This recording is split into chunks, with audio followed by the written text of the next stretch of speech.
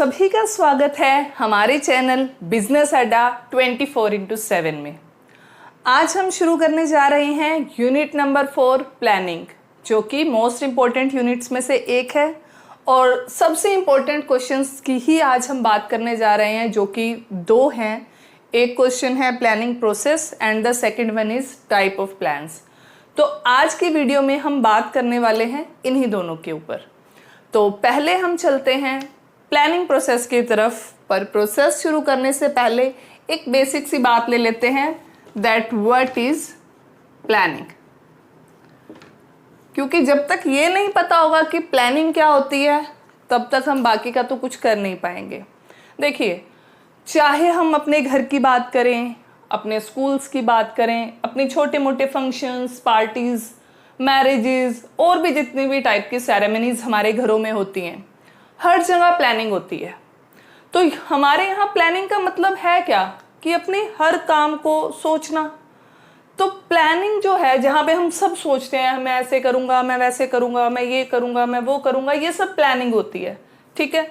तो जब हम अपने सब्जेक्ट में बिजनेस स्टडीज की बात करते हैं तो planning refers to thinking beforehand. बड़ी छोटी सी डेफिनेशन है, planning refers to thinking beforehand. हाथ में काम आने से पहले जो सोचने का काम है वो सब आता है प्लानिंग के अंडर, यानी planning thinking before hand. Meaning मैं आपको बता चुकी हूँ। अब हम चलते हैं प्लानिंग के मोस्ट इम्पॉर्टेंट कंसेप्ट, जो कि है प्लानिंग प्रोसेस की तरफ। Maximum number of the time case based question भी कह लो या फिर सिंपल प्रोसेस भी कह लो, ये क्वेश्चन आता है। तो हम क्या करते हैं, पहले पॉइंट से स्टार्ट करते हैं। प्लानिंग का जो फर्स्ट पॉइंट है that is setting objective.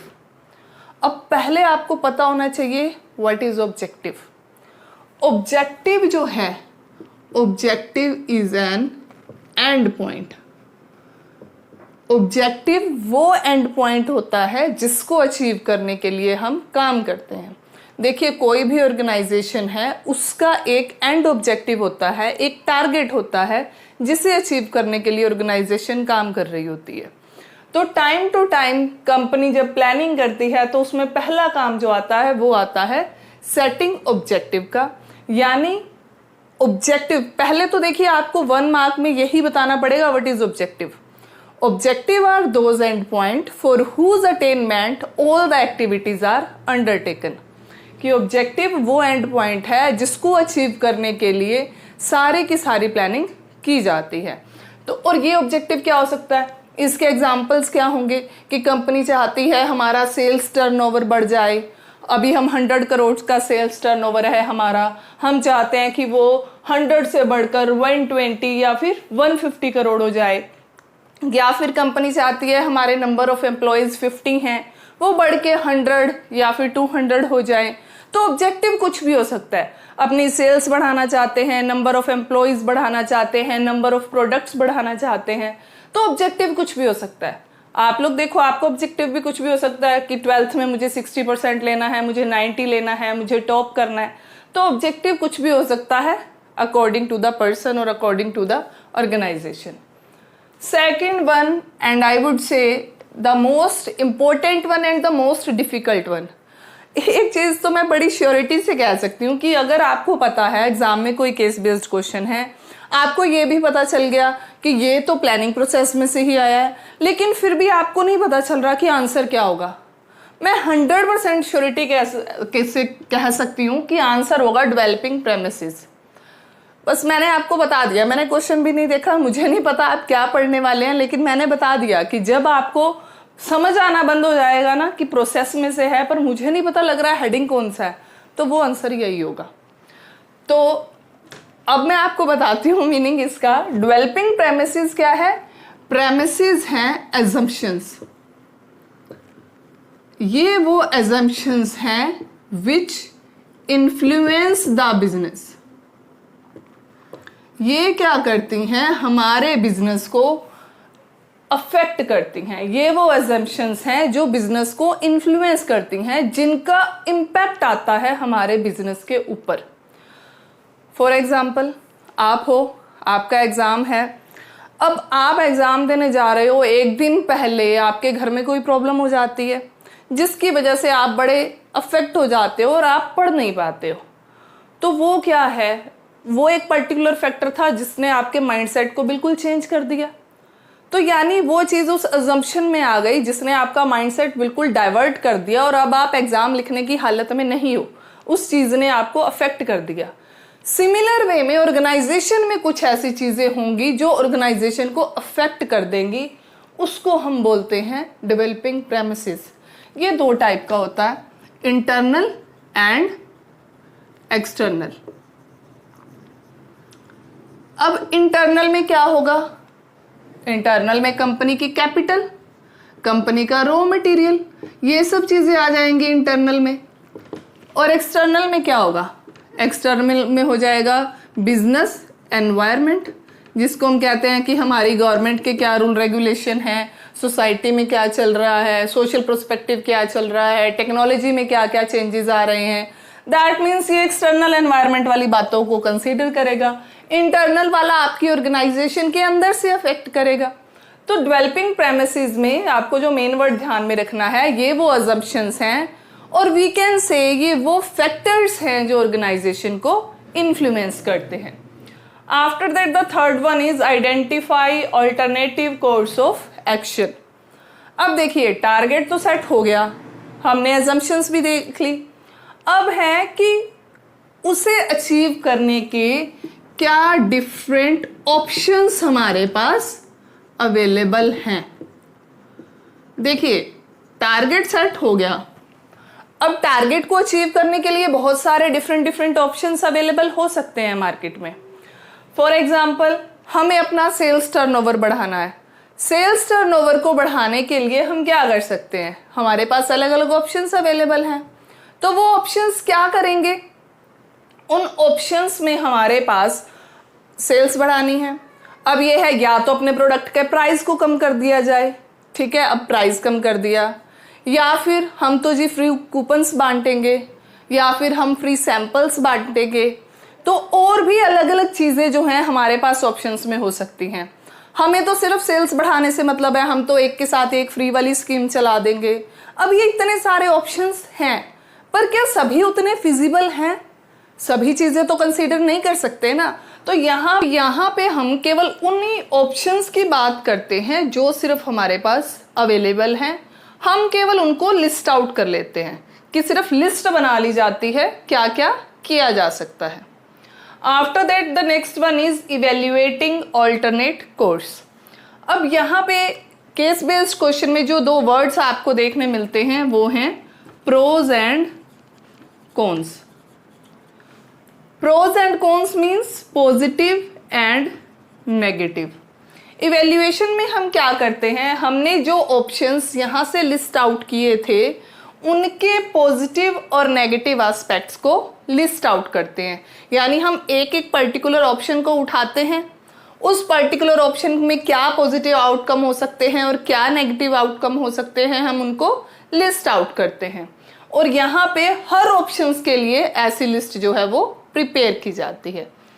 After that selecting an alternate. यहाँ पे हमने सबके पॉजिटिव और नेगेटिव एस्पेक्ट पता कर लिए, तो जो भी हमारे लिए बेस्ट होगा, जिसमें पॉजिटिव एस्पेक्ट्स ज़्यादा होंगे, नेगेटिव एस्पेक्ट्स जिसके कम होंगे, हम उस ऑप्शन को या फिर उस ऑल्टरनेट को यहाँ पर सिलेक्ट कर लेंगे। After that implementing the plan. Implementing the plan क्या है, अब देखिए हमने ऑप्शन सिलेक्ट कर लिया, दैट मीन्स यहाँ पे हम प्लान को वर्कआउट करना स्टार्ट कर देंगे। जो भी एक्टिविटीज़ हैं वो प्लान के हिसाब से काम करने लगेंगी, यानी यहाँ पे हमारा प्लान काम करना शुरू कर देगा। Then follow up action. Follow up action होता है टाइमली चेकिंग, यानी हमने टाइम टू टाइम जो भी हमारा काम है उसकी चेकिंग करनी शुरू कर देनी है, या फिर हम कह सकते हैं जो भी हम काम कर रहे हैं उसको रिव्यू करना शुरू कर देंगे। After 7 day, after fortnight, after 1 month जो भी प्लान होगा, जिस भी हिसाब से चेकिंग की ज़रूरत होगी अकॉर्डिंग टू द प्लान, वैसे ही उसको रिव्यू करना शुरू किया जाएगा और टाइमली फीडबैक दिया जाएगा टीम को कि आप कैसे काम कर रहे हैं या कितनी इम्प्रूवमेंट की ज़रूरत है, वो आपको फॉलोअप एक्शन में पता लगेगा। आपको एक सजेशन देना चाहूँगी कि अगर आपके पास प्लानिंग प्रोसेस डायरेक्ट 6 मार्क्स का क्वेश्चन आता है, तब आपको ये फ्लो चार्ट भी साथ में बनाना कंपलसरी है। लेकिन अगर आपके पास सिर्फ केस बेस्ड क्वेश्चन है, उस केस में फ्लो चार्ट आपको नहीं बनाना है। जितना पूछा जाए उतने का ही जवाब देना है। पर्टिकुलरली एक हेडिंग है या 2 हेडिंग है, आप सिर्फ उनके मीनिंग लिखेंगे, एग्जाम्पल्स भी लिखने की ज़रूरत नहीं है केस बेस्ड क्वेश्चन में। अगर 6 मार्क्स में डायरेक्ट है, फिर आप मीनिंग भी लिखेंगे, आप हर एक के साथ एग्जाम्पल भी लिखेंगे, प्लस में ये फ्लो चार्ट भी आप लोग ड्रॉ करेंगे। तो यहाँ पे आपका ये इंपॉर्टेंट क्वेश्चन कंप्लीट होता है। अब हम बात करते हैं टाइप ऑफ प्लान की। टाइप ऑफ प्लान में जो फर्स्ट प्लान है दैट इज स्टैंडिंग और repeatedly used plan. Standing plan कौन से होते हैं? जिन्हें एक बार बना दिया जाता है और फिर वो लॉन्ग रन में वैसे की वैसे ही यूज होते रहते हैं। फॉर एग्जाम्पल, आपके स्कूल की यूनिफॉर्म है, आपके स्कूल के रूल रेगुलेशंस हैं, ये सेशन की स्टार्टिंग में ही आपको ये चीज़ें बता दी जाती हैं और थ्रू आउट द ईयर वो चीज़ें वैसे ही इम्प्लीमेंट होती जाती हैं। यानी ये एक बार बना दिए जाते हैं, फिर वो यूज होते रहते हैं। Second one is single use और स्पेशल या फिर एडहोक प्लान भी इन्हें बोला जाता है। इनको सिंगल टाइम बनाया जाता है for some special occasions. For example, आपके जब कोविड आया, एकदम से ऑनलाइन क्लासेस का प्रोविजन शुरू हो गया, तो वो कुछ स्पेशल टाइम पीरियड के लिए बनाया गया उस चीज़ को। उसके बाद फिर से नॉर्मल क्लासेस स्टार्ट हो गई। तो आप देखिए, वो प्लान होते हैं सिंगल यूज प्लान।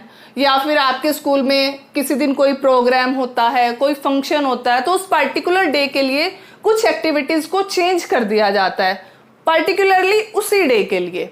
तो ये होते हैं सिंगल यूज प्लान, जो सिर्फ उसी पर्टिकुलर टाइम पीरियड के लिए होते हैं, उसके बाद वो यूज नहीं होते।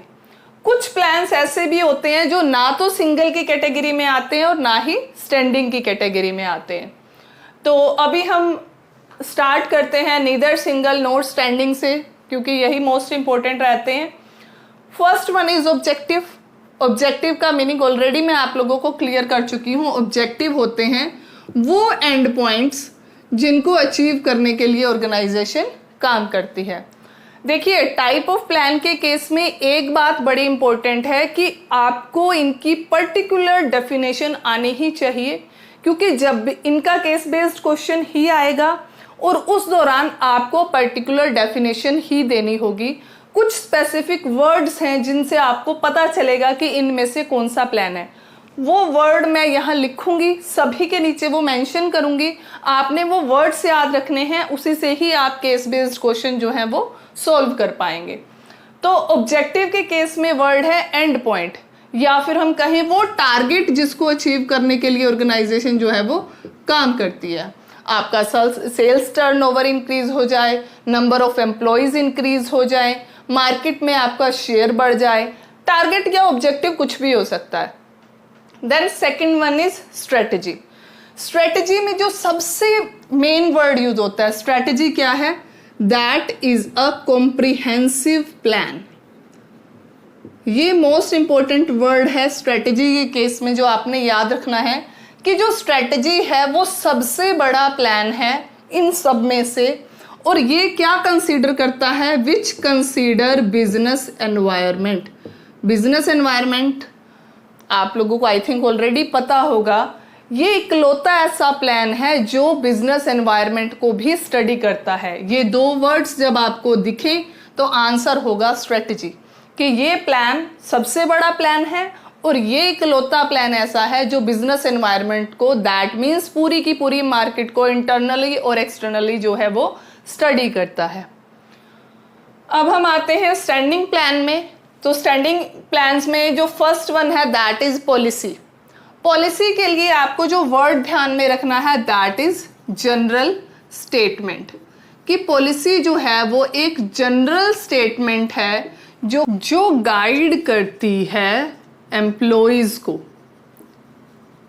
यानी पॉलिसी का एक ही काम है कि ये एक जनरल स्टेटमेंट है जो कि क्या करती है, एम्प्लॉइज को गाइडेंस देने का काम करती है कि किसी भी काम को आपको कैसे करना है। फॉर एग्जाम्पल आपकी सेल्स पॉलिसी हो सकती है कि आपको कैश में ही सेल करना है, आपको क्रेडिट पे सेल नहीं करना है। तो इस तरीके से आपकी पर्सनल पॉलिसी हो सकती है कि कंपनी एक्सटर्नली एम्प्लॉइज को हायर नहीं करती for the higher post, company सिर्फ इंटरनल सोर्स ही यूज करेगी। तो पॉलिसी सिर्फ एक जनरल स्टेटमेंट है जो कि एम्प्लॉइज की गाइडेंस के लिए यूज की जाती है। Then the next one is procedure. अब प्रोसीजर वर्ड का मीनिंग ही क्या होता है, स्टेप बाय स्टेप एक्टिविटीज, कि कैसे स्टेप बाय स्टेप एक्टिविटीज हैं वो परफॉर्म की जाएंगी। तो प्रोसीजर केवल इतना ही बताता है, पहला स्टेप क्या है, सेकंड स्टेप क्या है, थर्ड स्टेप क्या है, फोर्थ स्टेप क्या है। फॉर एग्जाम्पल आपके बैड डेट्स हैं, आपको बैड डेट्स रिकवर करने हैं, आप पहले टेलीफोनिकली बात कर रहे हो, फिर आप उनको लेटर इशू कर रहे हो, फिर आप पर्सनली उनको मिलने जा रहे हो, अभी भी बात नहीं बन रही तो लास्ट आप लीगल एक्शन ले रहे हो। तो यानी ये आपको स्टेप्स बताएगा कि आप पहले क्या कर रहे हो, फिर क्या करोगे, फिर क्या करोगे। तो यानी लिस्ट बना लेता है आपको स्टेप्स की कि आपको क्या कैसे परफॉर्म करना है, that is procedure. Then the next one is method. Method के बारे में एक बात जो बड़ी इंपॉर्टेंट है, it is detailed than procedure, कि ये प्रोसीजर से ज़्यादा डिटेल्ड फॉर्म में होता है। अभी मैंने आपको यहाँ पे एग्जांपल दिया कि आपको बैड डेट्स रिकवर करने हैं, तो जिसमें पहला पॉइंट है कि आप टेलीफोनिकली बात करते हो, दूसरा है राइटिंग लेटर्स। अब ये आपको बताएगा how a particular step will be performed, particular step of procedure will be performed. ठीक है, अभी मैंने आपको बताया राइटिंग लेटर्स। अब लेटर मेल से जाएगा, बाय हैंड जाएगा, या फिर आप मेल कर दोगे, आप कैसे भेजोगे। तो आपको लेटर लिखने के भी तो डिफरेंट तरीके हो सकते हैं ना, कि आप कैसे ही भेज रहे हो उनको, आप फैक्स कर रहे हो, ठीक है, आप क्या कर रहे हो। तो ये आपको प्रोसीजर से ज़्यादा डिटेल्ड है, और प्रोसीजर में जितने स्टेप होंगे, एक पर्टिकुलर स्टेप कैसे परफॉर्म किया जाएगा वो आपको मेथड बताएगा। Then the last one here is rule. Rule क्या कहता है, what is to be done and not to be done in a particular situation. आपको एक सिचुएशन में क्या करना चाहिए और क्या नहीं करना चाहिए वो आपको रूल बताता है।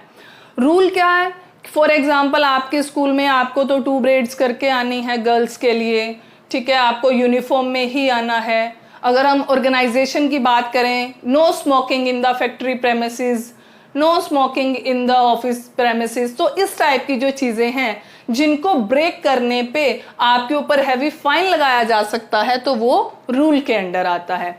यानी इसके कॉन्सिक्वेंसेस जो होते हैं वो थोड़े हाई होते हैं, तो रूल को ब्रेक नहीं करना है। देन सिंगल और स्पेशल प्लान्स में फर्स्ट वन इज प्रोग्राम।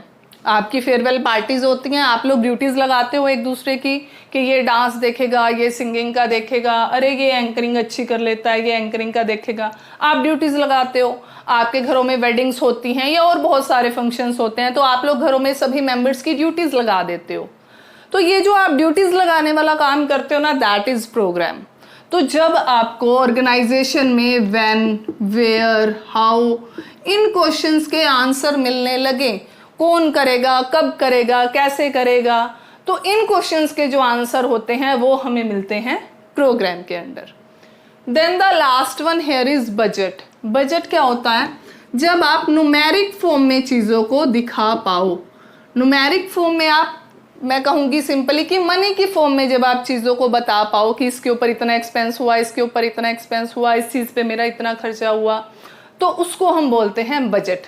यानी जब आप मॉनेटरी वैल्यू जो है अपनी चीज़ों की दिखा पाएँ, उसको हम बजट बोलते हैं। मैं चाहूँगी कि एक बार आप इन सभी वर्ड्स को, जितने भी ये रेड मार्कर से लिखे गए हैं, ये आपको केस बेस्ड क्वेश्चन में हेल्प करेंगे टू फाइंड आउट। क्योंकि अगर टाइप ऑफ प्लान का क्वेश्चन आएगा ना, वो केस बेस्ड ही आएगा। आपको हिंट चाहिए पहचान करने के लिए कि कौन सा है इनमें से टाइप ऑफ प्लान, क्योंकि लिखा होता है आपके पास लास्ट में which type of plan has been referred here, तो आप कैसे पहचान करोगे?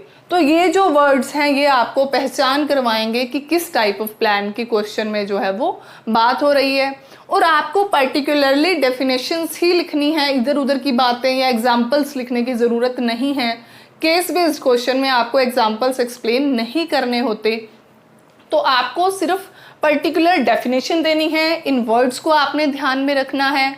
आई होप आप सभी को ये टॉपिक क्लियर हो गया होगा।